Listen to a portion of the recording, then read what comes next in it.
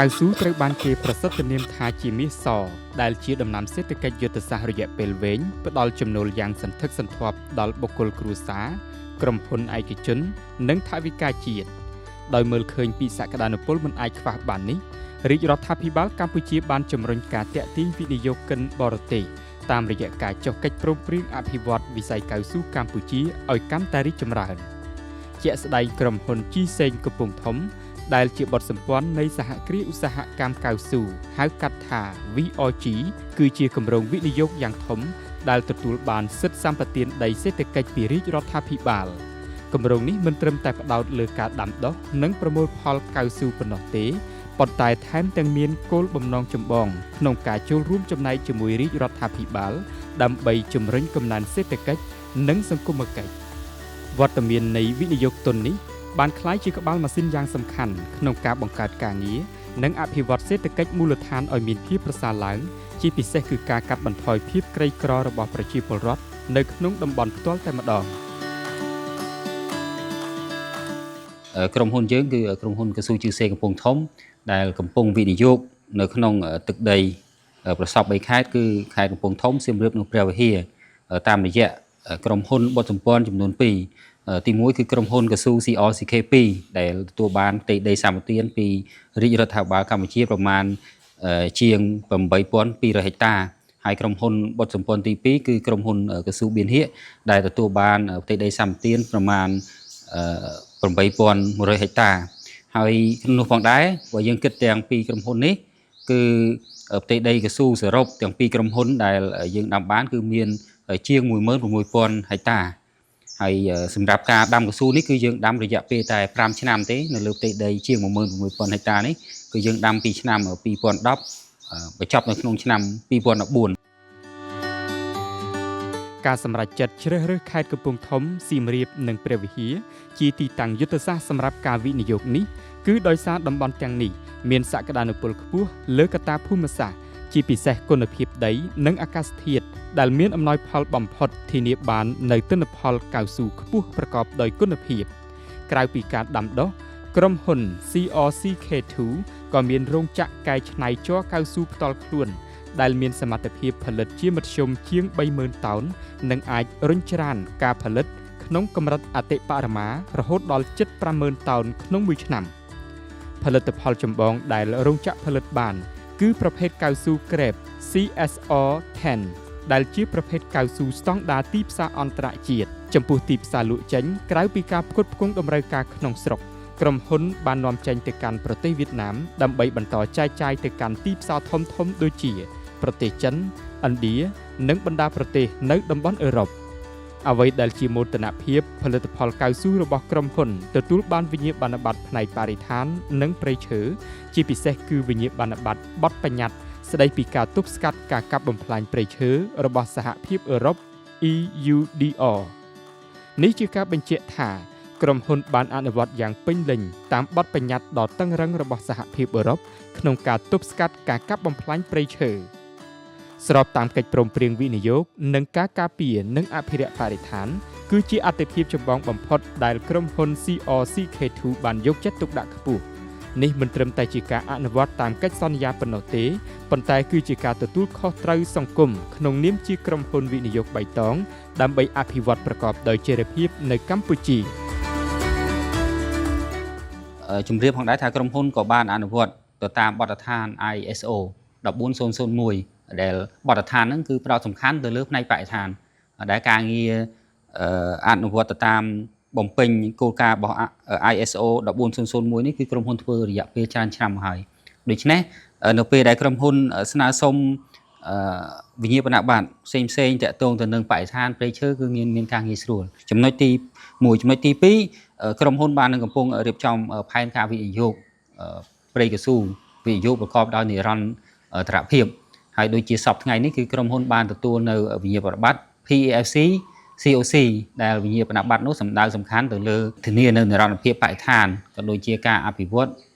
ព្រៃឈើក៏ដូចជាពិសេសគឺវិស័យកស៊ូប្រកបដោយនិរន្តរភាពគេហៅថាខ្សែច្រវាក់ផលិតកម្មចាប់ពីជ័រកស៊ូពីក្នុងដើមកស៊ូលោកកស៊ូរហូតដល់ចេញជាផលិតផលកស៊ូក្រៅគឺធានាថាមិនមានបញ្ហាណាមួយ ប៉ះពាល់ទាំងផ្នែកបរិស្ថានក្តីទាំងផ្នែកសង្គមក្តីឬក៏តាក់ទងទៅនឹងសិទ្ធិកម្មករក៏មិនប៉ះពាល់ដែរនេះជាអ្វីដែលក្រុមហ៊ុនបានអនុវត្តកន្លងទៅហើយសម្រាប់ការងារនេះផងដែរទៅតាមផែនការដែលក្រុមហ៊ុនដាក់ចេញនៅក្នុងឆ្នាំ2026នេះគឺនឹងសម្រេចឲ្យបាននៅបទដ្ឋានគេហៅថាវិញ្ញាបនបត្រមួយទៀតគឺ PEFC FM ដែលវិញ្ញាបនបត្រនេះគឺជាកម្រិតខ្ពស់មួយកម្រិតទៀតទៅលើអ្វីដែលក្រុមហ៊ុនទទួលបាននៅពេលបច្ចុប្បន្នទន្ទឹមនឹងសកម្មភាពអាជីវកម្មក្រុមហ៊ុនបានសម្រេចចិត្តយ៉ាងមុតមាំក្នុងការគោរពនិងអនុវត្តឲ្យបានពេញលេញនៅបទបញ្ញត្តិច្បាប់នៃព្រះរាជាណាចក្រកម្ពុជានេះគឺជាកាតព្វកិច្ចចម្បងដែលក្រុមហ៊ុនត្រូវប្រកាន់ខ្ជាប់ដើម្បីធានាបាននូវតម្លាភាពនិងនិរន្តរភាពនៃការវិនិយោគស្របតាមកិច្ចសន្យាសម្បទានដីសេដ្ឋកិច្ចដែលបានព្រមព្រៀងជាពិសេសក្រុមហ៊ុនបានយកចិត្តទុកដាក់ខ្ពស់លើការការពារសិទ្ធិនិងអត្ថប្រយោជន៍របស់កម្មករនិយោជិតដោយអនុវត្តយ៉ាងត្រឹមត្រូវតាមច្បាប់ស្តីពីការងារក្នុងនោះរាល់បុគ្គលិកទាំងអស់ត្រូវបានចុះឈ្មោះនិងទទួលបានរបបសន្តិសុខសង្គមតាមច្បាប់ស្តីពីបេឡាជាតិសន្តិសុខសង្គមបសសព្រមទាំងបទបញ្ញត្តិពាក់ព័ន្ធដទៃទៀតដើម្បីធានាបាននូវសុវត្ថិភាពការគាំពារសុខភាពនិងលក្ខខណ្ឌការងារដ៏ល្អប្រសើរការគោរពច្បាប់និងការគិតគូរពីសុខុមាលភាពធនធានមនុស្សនេះហើយដែលជាគ្រឹះយ៉ាងរឹងមាំធ្វើឲ្យក្រុមហ៊ុន CRCK2 ក្លាយជាគំរូនៃសហគ្រាសឧស្សាហកម្មកៅស៊ូដែលមិនត្រឹមតែផ្ដល់ផលចំណេញខាងសេដ្ឋកិច្ចប៉ុន្តែថែមទាំងរួមចំណែកកសាងសង្គមជាតិប្រកបដោយការទទួលខុសត្រូវហើយដូចយើងឃើញហើយថាគម្រោងវិនិយោគនេះគឺមានរយៈពេលវែងរហូតដល់50ឆ្នាំដូច្នេះវាជាការចាំបាច់ដែលក្រុមហ៊ុនត្រូវតែអនុវត្តឲ្យបានត្រឹមត្រូវទៅតាមច្បាប់ដែលប្រទេសកម្ពុជាកំណត់ដើម្បីធ្វើធានាយ៉ាងណាដែលឲ្យការវិនិយោគរបស់ក្រុមហ៊ុនគឺឈរជើងរឹងមាំនៅក្នុងប្រទេសកម្ពុជាបើសិនបើមានការអនុវត្តមិនត្រឹមត្រូវគឺប្រកាសជាមិនអាចឈរជើងបានយូរអង្វែងរយៈពេលជូរនោះទេហើយក្នុងនោះផងដែរគឺក្រៅអំពីអ្វីដែលខ្លឹមសារច្បាប់តម្រូវឲ្យអនុវត្តគឺយើងមានការជួយទៅដល់បងប្អូនកម្មករនិយោជិតដូចយើងបានឃើញជាក់ស្ដែងហើយក្រុមហ៊ុនបានសាងសង់ផ្ទះស្នាក់នៅសម្រាប់បងប្អូនដែលគាត់នៅឆ្ងាយគាត់មកស្នាក់នៅបាទយើងសាងសង់ជាវត្តអារាមជាសាលារៀននិងប៉ុស្តិ៍សុខភាពមណ្ឌលសុខភាពទ្រង់ទ្រាយតូចសម្រាប់បងប្អូនកម្មករដែលគាត់មកធ្វើការនៅក្នុងទីនេះហើយក្រៅពីនោះគឺយើងបានឧបត្ថម្ភបន្ថែមជាជាក់ស្ដែងដូចជាក្នុងកម្មករម្នាក់គឺទទួលបានអង្ករចំនួន20គីឡូក្រាមក្នុងមួយខែអញ្ចឹងនេះជាអ្វីដែលក្រុមហ៊ុនមិនមែនត្រឹមតែជាកាតព្វកិច្ចផ្លូវច្បាប់ដែលក្រុមហ៊ុនត្រូវតែអនុវត្តទេតែនេះជាឆន្ទៈមួយដែលក្រុមហ៊ុនធ្វើមានន័យថាចំណុចខ្លះគឺមិនមានចែងនៅក្នុងច្បាប់ទេក៏ប៉ុន្តែក្រុមហ៊ុនយើងធ្វើបន្ថែមឲ្យលើច្បាប់ព្រោះដើម្បីឲ្យជីវភាពរស់នៅរបស់បងប្អូនកម្មករនិយោជិតបានល្អប្រសើរហើយបើសិនបើជីវភាពរស់នៅរបស់បងប្អូនកម្មករនិយោជិតបានល្អប្រសើរដូចប្រកាសណាស់ថាការងារគេហៅថាប្រសិទ្ធភាពការងាររបស់ពួកគាត់នឹងល្អប្រសើរតាមរយៈសកម្មភាពវិនិយោគនេះប្រជាពលរដ្ឋដែលកំពុងបម្រើការងារនៅក្នុងចំការកៅស៊ូបានសម្ដែងនៅក្តីរំភើបរីករាយនិងការពេញចិត្តយ៉ាងខ្លាំងចំពោះវត្តមានរបស់ក្រុមហ៊ុននៅក្នុងតំបន់ការមានការងារធ្វើនៅក្បែរផ្ទះមិនត្រឹមតែផ្ដល់នូវចំណូលទៀងទាត់ប៉ុណ្ណោះទេប៉ុន្តែថែមទាំងផ្ដល់នូវក្តីសង្ឃឹមនិងស្ថិរភាពដល់គ្រួសារពួកគាត់ផងដែរក្រៅពីប្រាក់បៀវត្សប្រជាពលរដ្ឋទទួលបានអត្ថប្រយោជន៍ជាច្រើនទៀតដូចជាការបណ្ដុះបណ្ដាលជំនាញបច្ចេកទេសការគាំពារសុខភាពនិងការលើកកម្ពស់កម្រិតជីវភាពឲ្យកាន់តែប្រសើរឡើងពីមួយថ្ងៃទៅមួយថ្ងៃនេះគឺជាសក្ខីភាពមួយដែលបានបង្ហាញថាការអភិវឌ្ឍវិស័យកៅស៊ូមិនត្រឹមតែផ្ដល់ផលចំណេញដល់ក្រុមហ៊ុននោះទេប៉ុន្តែបានក្លាយជាបង្អែកសេដ្ឋកិច្ចដ៏រឹងមាំសម្រាប់ប្រជាសហគមន៍ក្នុងតំបន់ទាំងមូលកាលពីមុនដែលខ្ញុំអត់ទាន់បានមកធ្វើចំការកៅស៊ូខ្ញុំជំពាក់បំណុលគេច្រើនណាតែឥឡូវបានមកធ្វើចំការកៅស៊ូយើងដោះបំណុលរួចយើងមានលុយទិញដីមានលុយធ្វើផ្ទះសប្បាយចិត្តបងដោយសារយើងនៅចិត្តភូមិចិត្តផ្ទះយើងនៅចិត្តកូនចិត្តពុកម៉ែយើងកាលពីមុនខ្ញុំធ្លាប់ទៅចំណាក់ស្រុកទៅថៃតែទៅថៃទៅមកវិញអត់មានបានសល់លុយអីសោះចាដល់មកទៅម៉ែគាត់ណែនាំថាអោយចូលធ្វើចំការកៅស៊ូដល់យើងចូលមកលុយគេបើកឲ្យយើងទៀងទាត់មានគេបើកមានកមានអីឲ្យយើងហូបទៀតមានកន្លែងស្នាក់នៅមានទីពេទ្យមានសាលារៀនឲ្យកូនមានវត្តហើយសំខាន់ទៀតគេមានបានធានារ៉ាប់រងឲ្យយើងទៀតបសសការងារទាំងអស់នេះវាល្អ វាស្រួលបងវាអត់ពិបាកទេវាថាយើងធ្វើការហើយពេលណាយើងបានសម្រាប់ពេលនឹងដោយការងារមកដែរហើយយើងក៏ទទួលបានប្រាក់ចំណូលច្រើនសម្រាប់អត្ថប្រយោជន៍ដែលក្រុមហ៊ុនផ្ដល់ឲ្យនឹងដូចជាផ្ទះស្នាក់នៅទឹកភ្លើង free អត់ភ្លើងមានបង់ប្រចាំខែប៉ុន្តែទឹកអី free បន្ទប់ស្នាក់នៅអីអត់គិតលុយទេបងហើយមួយទៀតតែពេលយើងឈឺអីយើងទៅពេទ្យខាងក្រៅនៅក្រុមហ៊ុនមានជួយបង់ជាបសសឲ្យយើងអញ្ចឹងពេលយើងឈឺអីទៅពេទ្យអត់សងអស់លុយហើយខាងក្នុងនេះក៏មានពេទ្យនៅនេះដែរយើងឈឺស្រាលអាចសុំថ្នាំនៅនេះបានហើយប្រាក់ចំណូលអីក៏រៀងគួរសមយើងអាចដោះស្រាយជីវភាពបានច្រើនបងសម្រាប់បងផ្ទាល់នៅទីនេះវាបងគិតថានៅកន្លែងការងារនេះវាល្អវាស្រួលសម្រាប់បងអីតាំងពីបងមកធ្វើការនៅនេះដោះស្រាយជីវភាពបានច្រើនមានជីវភាពធូរធារជាងមុនច្រើនដែរបងហើយទាំងគ្រួសារបងមកធ្វើការនៅនេះទាំងអស់គ្នាហើយចាបានក្រុមហ៊ុនគេចុះមកធ្វើការនៅកន្លែងនេះក៏ល្អប្រសើរជាងមុនតែកាលមុនយើងអត់មានការងារធ្វើយើងទៅចំណាក់ស្រុកទៅប្រទេសគេពិបាកទី1យើងពិបាកការធ្វើដំណើរទី2ដល់ប្រទេសគេយើងធ្វើក៏អត់បានលុយបាទដល់ពេលយើងមកធ្វើការនៅក្នុងស្រុកយើងក្នុងភូមិយើងហើយស្រួលខាងក្រុមហ៊ុនគេចែកជាការងារយើងមកយើងបានស្រេចអត់មានពិបាកថាយើងទៅស្រុកគេទីអត់លុយយើងធ្វើការប្រឈមមុខអត់លុយច្រើនតែដើម្បីយើងមកធ្វើការនៅក្រុមហ៊ុននេះយើងដឹងដល់កន្លះខែយើងបើកលុយយើងដឹងបានលុយក្រៅពីការយកចិត្តទុកដាក់លើសង្វាក់ផលិតកម្មក្រុមហ៊ុន CRCK2 ក៏បានបង្ហាញពីការទទួលខុសត្រូវសង្គមយ៉ាងខ្ពស់តាមរយៈការវិនិយោគលើវិស័យអប់រំជាសក្ខីភាពនេះគឺជាសាលាបឋមសិក្សាមិត្តភាព CRCK2 ដែលត្រូវបានកសាងឡើងក្រោមថវិកាឧបត្ថម្ភរបស់ក្រុមហ៊ុនផ្ទាល់សាលារៀននេះបានចាប់ផ្ដើមបើកទ្វារទទួលសិស្សានុសិស្សតាំងពីឆ្នាំ2020មកម្លេះដែលបច្ចុប្បន្នមានដំណើរការបង្រៀនចាប់ពីថ្នាក់ទី1ដល់ថ្នាក់ទី6អគារសិក្សាថ្មីសន្លឹងមួយខ្នងនេះបានក្លាយជាថ្នាលបណ្ដុះបណ្ដាលចំណេះដឹងយ៉ាងសំខាន់និងជួយសម្រួលដល់ការសិក្សារបស់កុមារដែលជាកូនចៅកម្មករនិយោជិតនិងប្រជាពលរដ្ឋដែលរស់នៅក្នុងតំបន់នេះឲ្យទទួលបានការអប់រំប្រកបដោយគុណភាព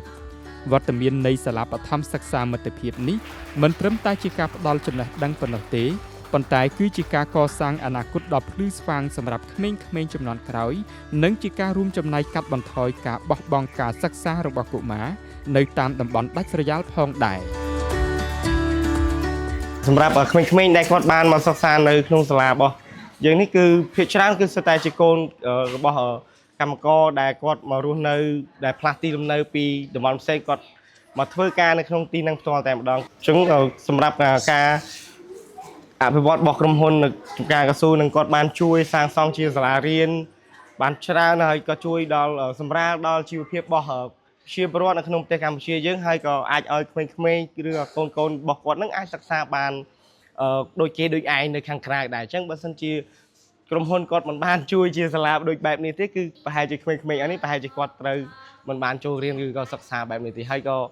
អរគុណខ្លាំងដែរចំពោះក្រុមហ៊ុនដែលបានជួយកសាងជាសាលារៀនសម្រាប់ឲ្យក្មេងៗនៅក្នុងចំការកស៊ូរបស់យើងនឹងបានសិក្សាហើយគាត់ក៏បានជួយសាងសង់ជាដូចជាផ្លូវនិងក៏ជាមធ្យោបាយធ្វើដំណើរសម្រាប់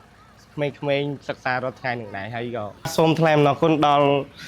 រាជរដ្ឋាភិបាលនិងថ្នាក់ដឹកនាំខាងក្រសួងទាំងអស់ដែលបានជួយគ្រប់គ្រងក្នុងវិស័យអប់រំរបស់យើងនេះគឺគាត់មានកំណែទម្រង់ថ្មីជាបន្តបន្ទាប់ហើយមួយទៀតគឺអរគុណដល់ខាងក្រុមហ៊ុនចំការកស៊ូដែរដែលគាត់បានសាងសង់ជាសាលារៀនជួយជាមធ្យោបាយធ្វើដំណើរសម្ភារៈផ្សេងដែលសាលាត្រូវការហើយក៏ដូចជាកន្លែងស្នាក់នៅរបស់គ្រូអ្នកគ្រូហើយនឹងសម្រាប់មួយទៀតគឺអរគុណដល់ប្រជាពលរដ្ឋឬក៏ពុកម្ដាយអ្នកព្យាបាលសិស្សដែរដែលគាត់ជួយគ្រប់គ្រងកូនគាត់ដែលគាត់ឲ្យកូនគាត់ឬក៏អាណាក្មេងៗទាំងអស់ហ្នឹងបានមករៀនគ្រប់គ្នាទាំងអស់បន្ថែមលើសមិទ្ធផលផ្នែកអប់រំក្រុមហ៊ុនក៏បានគិតគូរយ៉ាងដិតដល់អំពីសុខុមាលភាពនិងសុខភាពសាធារណៈជាក់ស្ដែងមណ្ឌលសុខភាពមួយត្រូវបានបង្កើតឡើងនៅចំកណ្ដាលតំបន់ចំការកៅស៊ូដើម្បីបម្រើជាប្រយោជន៍រួមសម្រាប់កម្មករកម្មការិនីនិងក្រុមគ្រួសារមណ្ឌលសុខភាពនេះដើរតួនាទីយ៉ាងសំខាន់ក្នុងការផ្តល់សេវាថែទាំនិងព្យាបាលជំងឺបឋមយ៉ាងទាន់ចិត្តនៅពេលមានបញ្ហាសុខភាពឬករណីសង្គ្រោះបន្ទាន់បងប្អូនកម្មករនិយោជិតមិនចាំបាច់ធ្វើដំណើរទៅឆ្ងាយនោះទេព ពលគឺពួកគាត់អាចមកទទួលសេវាព្យាបាលនៅទីនេះបានភ្លាមៗប្រកបដោយភាពកក់ក្ដៅ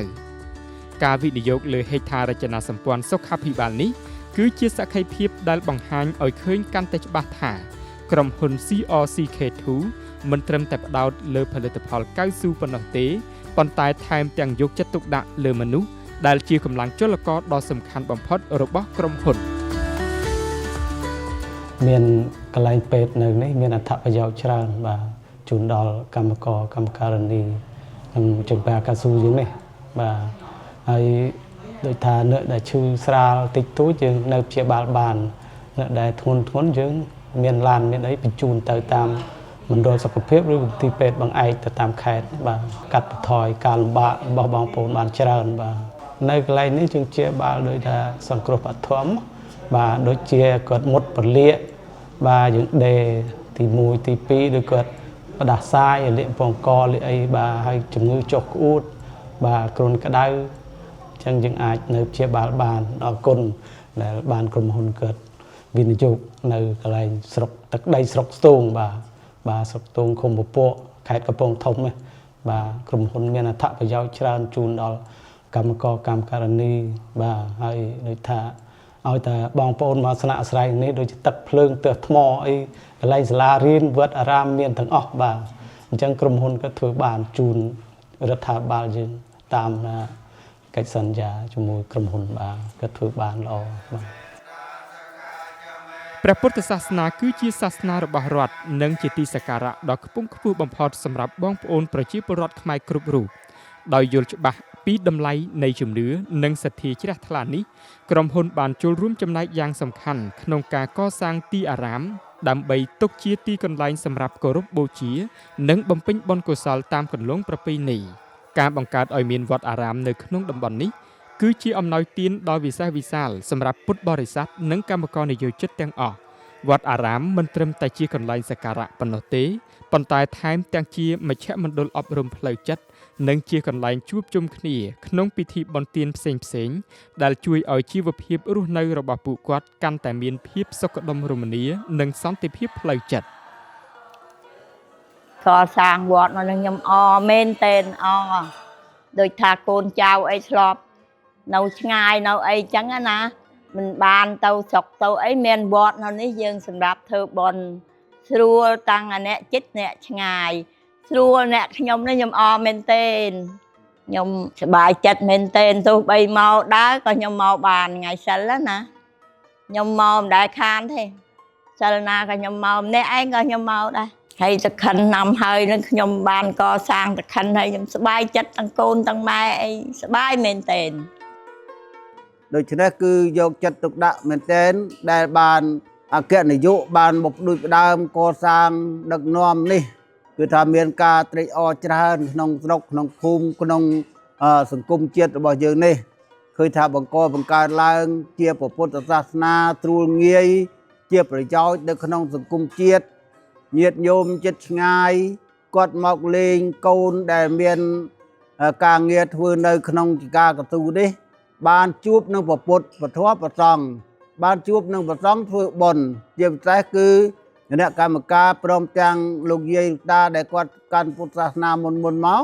អាចដឹកនាំកូនចៅមកបានបំពេញបុណ្យនៅកន្លែងនេះបាននេះជាប្រយោជន៍វត្តដែលបានកើតក្នុងទីនេះជាប្រយោជន៍ធំនៅក្នុងសង្គមជាតិរបស់យើងយោងតាមការបញ្ជាក់ដោយផ្ទាល់ពីបងប្អូនប្រជាពលរដ្ឋដែលរស់នៅក្នុងតំបន់នេះបានឲ្យដឹងថាកាលពីមុនមិនទាន់មានការវិនិយោគជីវភាពរស់នៅជួបការលំបាកយ៉ាងខ្លាំងនិងខ្វះមុខខ្វះក្រោយប៉ុន្តែក្រោយពេលវត្តមានរបស់ក្រុមហ៊ុនចំការកៅស៊ូបានមកដល់ស្ថានភាពគ្រប់យ៉ាងត្រូវបានប្រែប្រួលជាវិជ្ជមានជីវភាពគ្រួសារចាប់ផ្ដើមមានស្ថិរភាពនិងធូរធារជាងមុនដោយមើលឃើញពីសមិទ្ធផលនិងការផ្លាស់ប្ដូរជីវភាពដ៏ល្អប្រសើរបែបនេះប្រជាពលរដ្ឋបានសម្ដែងនៅសំណូមពរចង់ឲ្យមានក្រុមហ៊ុនវិនិយោគដែលមានការទទួលខុសត្រូវខ្ពស់បែបនេះមកវិនិយោគនៅក្នុងប្រទេសកម្ពុជាឲ្យបានកាន់តែច្រើនបន្ថែមទៀតពួកគាត់ជឿជាក់ថាការរីកដុះដាលនៃវិស័យឧស្សាហកម្មកសិកម្មគឺជាគន្លឹះដ៏សំខាន់ក្នុងការផ្ដល់ប្រយោជន៍ដោយផ្ទាល់ដល់ប្រជាពលរដ្ឋនៅតាមមូលដ្ឋាននិងជួយជំរុញសេដ្ឋកិច្ចជាតិឲ្យកាន់តែរឹងមាំ ការដែលក្រុមហ៊ុនអត់ទាន់ចុះវិនិយោគទុនមិនថាទីឃុំស្រុកយើងខ្វះខាតច្រើនទី1ផ្លូវថ្នល់អត់មានទី2ដូចនឹងនេះសាលារៀនវត្តអារាមអត់មានទាំងអស់តែដល់ពេលក្រុមហ៊ុនវិនិយោគទុនមកប្រជាជនរីកចម្រើនបានច្រើនកាលពីមុនអ្នកស្រុកសក្រៀមយើងឃុំសក្រៀមយើងមានបំបល់ស្រូវចាមានទីបូចវឿឬជឿតែឥឡូវរាល់ថ្ងៃនេះក្រុមហ៊ុនវិនិយោគទុនរួចបានចូលធ្វើការបានធូរធារច្រើនចារីកចម្រើនច្រើនម៉ូតូមានគ្រប់ផ្ទះហើយដូចថាផ្លូវថ្នល់យើងក៏បានស្អាតហើយឡានអីក៏មានហើយប្រជាជនមានការងារធ្វើច្រើនលុយចូលរាល់ថ្ងៃនេះខុសគ្នាឆ្ងាយមែនទែនត្រឹមកើតក្រុមហ៊ុននេះមកអត់សូវមានអ្នកចាញ់ឆ្ងាយហើយមានខ្ញុំជាបាត់ប្រសោតផ្ទាល់មានតែពីអ្នកថៃកាលដែលមុនអ្នកថៃអ្នកសក្រៀមទៅថៃចានេះបាត់ប្រសោតខ្ញុំផ្ទាល់ណាដល់ទៅថៃទៅគាត់អត់មានដោះការគេអត់រួចដល់ដោះការគេអត់រួចខ្ញុំហៅមកវិញខ្ញុំថាអូនអើយមកធ្វើការនៅក្រុមហ៊ុនយើងឯនេះវិញចាក៏ដល់ពេលមកខ្ញុំទម្លាក់លុយឲ្យ$200ដល់អុយមកដល់ធ្វើការបានលុយមែនដល់បានលុយទៅដោះអង្គការរួចហើយបានធ្វើផ្ទះធំទៀតដូចរងហើយគេអត់ភ្លេចគុណខ្ញុំទេគោរពថាកុំបានបងប្តេសប្អូននៅប្រទេសគេចាដល់រងហើយគាត់បានរីកចម្រើនច្រើនទៅគាត់អត់ភ្លេចគុណខ្ញុំដូចរូបនាងខ្ញុំផ្ទាល់សប្បាយចិត្តខ្លាំងដោយសារមានវិនិយោគជាមួយស្រុកខ្មែរយើងទៅធ្វើឲ្យជីវភាពបងប្អូនយើងបានធូរច្រើនចានាងខ្ញុំសូមអរគុណដល់រាជរដ្ឋាភិបាលពិសេសថ្នាក់ដឹកនាំរបស់យើងដែលលោកបានជួយឲ្យមានក្រុមហ៊ុនចូលមកវិនិយោគនៅស្រុកខ្មែរយើងឲ្យបងប្អូនមានការងារធ្វើមានប្រាក់ខែហើយសំខាន់បំផុតគឺបានរស់នៅជុំបងជុំប្អូនពុកម៉ែទាំងអស់ចាជារួមការហូរចូលនៃការវិនិយោគទុនបរទេសមកកាន់កម្ពុជាគឺជាកម្លាំងចលករយ៉ាងសំខាន់ក្នុងការរុញច្រានកង់សេដ្ឋកិច្ចជាតិជាពិសេសបានផ្ដល់ឱកាសមាសដល់ប្រជាពលរដ្ឋនៅតាមមូលដ្ឋានឲ្យទាញយកប្រយោជន៍ដោយផ្ទាល់ពីគម្រោងវិនិយោគទាំងនេះជាមួយគ្នានេះដែរក្រុមហ៊ុនចំការកៅស៊ូ CRCK2 បានបដិញ្ញាចិត្តយ៉ាងមុតមាំក្នុងការបន្តអនុវត្តផែនការវិនិយោគរបស់ខ្លួនឲ្យកាន់តែល្អប្រសើរឡើងដោយផ្ដោតលើសសរស្តម្ភយុទ្ធសាស្ត្រចំនួន3គឺសេដ្ឋកិច្ចសង្គមគិច្ចនិងបរិស្ថានទិសដៅចម្បងដែលក្រុមហ៊ុនកំពុងឆ្ពោះទៅរកគឺការធានាឲ្យបាននូវគោលដៅអភិវឌ្ឍបៃតងដែលជានិរន្តរភាពមួយសម្រាប់បរិស្ថានផងនិងជាបង្អែកសេដ្ឋកិច្ចសម្រាប់លើកកម្ពស់ជីវភាពរស់នៅរបស់កម្មករនិយោជិតផងលើពីនេះក្រុមហ៊ុននឹងបន្តធ្វើជាដៃគូដ៏ល្អរបស់រាជរដ្ឋាភិបាលកម្ពុជាក្នុងការរួមចំណែកអភិវឌ្ឍសង្គមសេដ្ឋកិច្ចឲ្យកាន់តែរីកចម្រើនជាពិសេសគឺការកសាងជីវភាពថ្មីដ៏ភ្លឺស្វាងសម្រាប់ប្រជាពលរដ្ឋដែលរស់នៅជុំវិញតំបន់វិនិយោគទាំងមូល